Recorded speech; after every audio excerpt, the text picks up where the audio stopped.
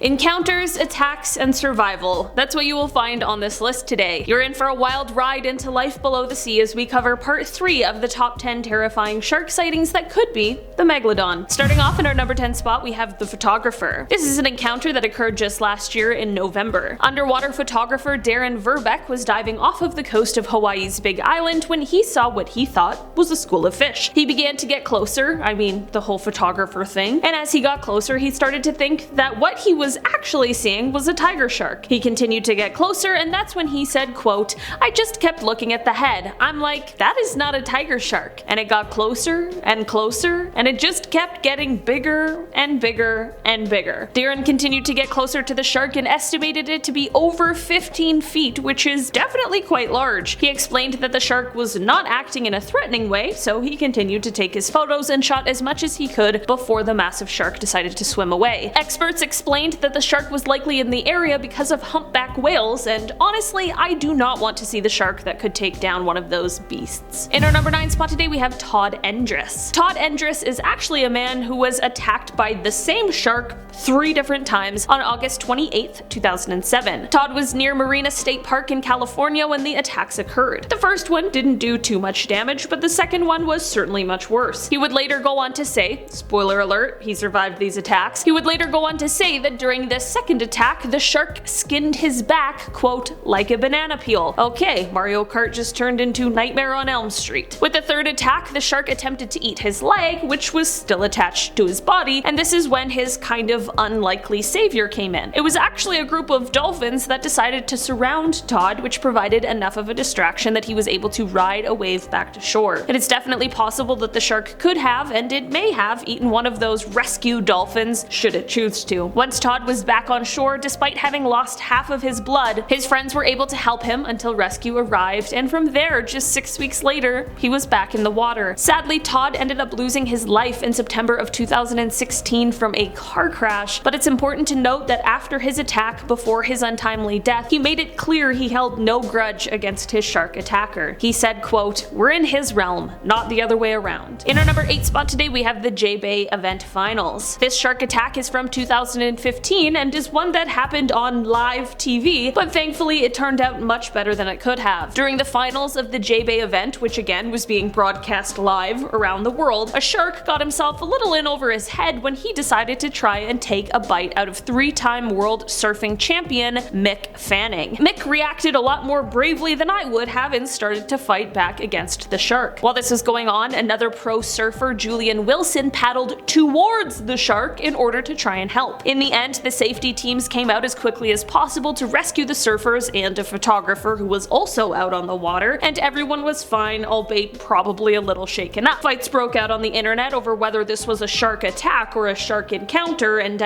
all that really matters is the humans and the shark are all safe at the end of the day. In our number 7 spot today, we have the strange environment. This is a shark encounter that, I'll be honest, it isn't a Megalodon, but it is one that is so strange it might just show that maybe we don't really have all the answers to ocean mysteries. Scientists were really surprised and confused when they found hammerhead and silky sharks swimming near an underwater volcano in the South Pacific. This is because the waters around there would be extremely hot, and they would also be really acidic. This is an extreme environment for marine life, and while some species would thrive in this environment, sharks aren't really on that list, hence the confusion and bafflement of the scientists. While this isn't a confirmed Megalodon sighting, it is just something that shows us that life under the sea is mysterious and new secrets are revealed to us every day. In our number 6 spot today, we have Watson and the shark. For this one, we are headed all the way back to 1749 with a cabin boy named Brooke Watson. Brooke was swimming in the Havana harbor when he had his encounter with a shark. This one grabbed him by his right foot and dragged him under. The shark got a second chomp on his foot before a rescue boat was able to come and save him. The sailor on the boat managed to get the shark to back off enough that they could get Brooke out of the water. Brooke lost his lower leg, but his life was saved, which is absolutely the most important part. Brooke's story is not over, however, as he went on to become a member of parliament and eventually Lord Mayor of England. He was so proud of himself for not only having survived a shark attack, but then going on to earn this title that he commissioned famous artist John Singleton Copley to create a painting called Watson and the Shark, which detailed his horrifying encounter and probably went on to scare a ton of people at the time. In our number 5 spot today, we have Instagram famous. John Braxton is a man who Instagram is definitely not very happy at, and if his video came up in your feed unsuspectingly, you might also have some words for the guy. John was 27 years old at the time of his shark encounter, and he was spearfishing at the time. During his time fishing, he had an encounter with a huge shark that ended up taking a massive bite right out of his leg. John was thankfully able to escape the shark and swim to shore, where his partner tied a tourniquet and called 911. When the ambulance arrived, John was likely in shock. I mean, I would be if I even saw a shark beside me, let alone if one bit me. So in this altered state, John took his phone out and started recording a video where he panned down to his terribly injured leg. He of course posted the video to Instagram, who later removed it, but of course not before the entire computer and phone having population got a chance to save it and reshare it at any chance possible. In our number 4 spot today, we have Breach. This is a shark encounter that truthfully I have very little background info on, but the video really speaks for itself. This shark video was recorded in Mossel Bay, and it shows this gigantic shark basically leaping out of the ocean. I mean,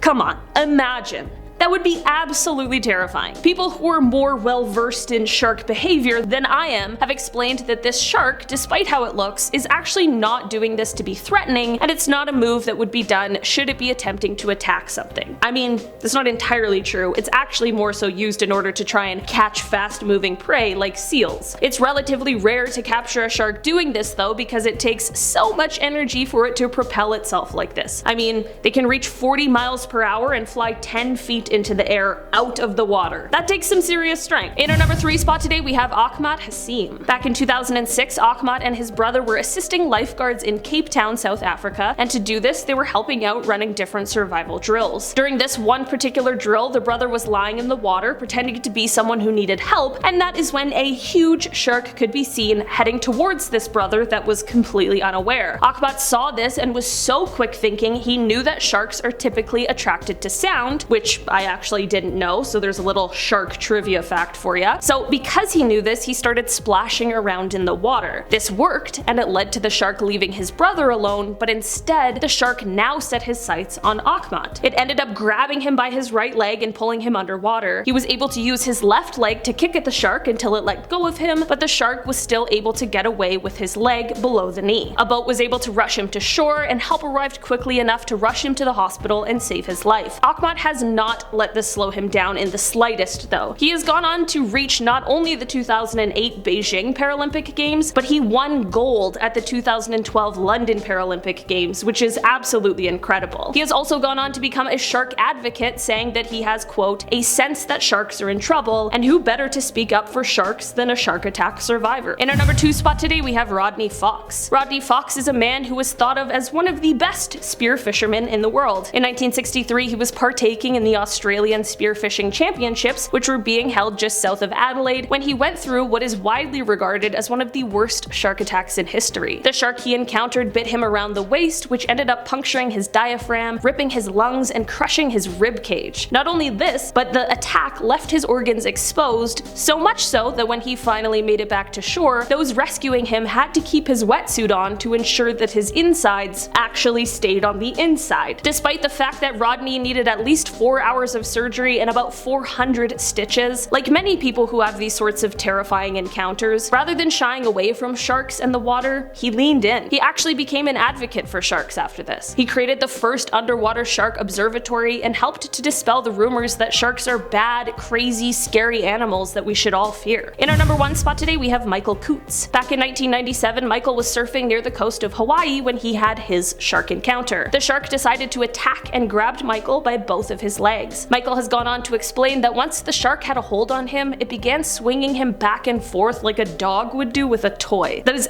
absolutely so vivid and so horrifying to even think about. Michael was able to punch the shark into letting go of him and was able to escape to safety after the scary ordeal. Although he was lucky and happy to be alive, the shark had done enough damage that Michael ended up losing his right leg. Despite this setback, Michael was back in the water just 3 weeks later, already using his prosthetic leg and getting used to surfing with it so he could get right back to what he loves. Michael could be terrified of sharks now and no one would blame him, but it's the exact opposite. He's swam around them and even taken selfies with them since, and has explained how much he respects them, saying, quote, "Sharks are not to be feared but are incredibly beautiful and extremely important species for the health of our oceans." Alright guys, that has been our list for today. Thank you so much for checking it out. I've been your host today, Olivia Kozlowski, and I'll see you next time. Bye!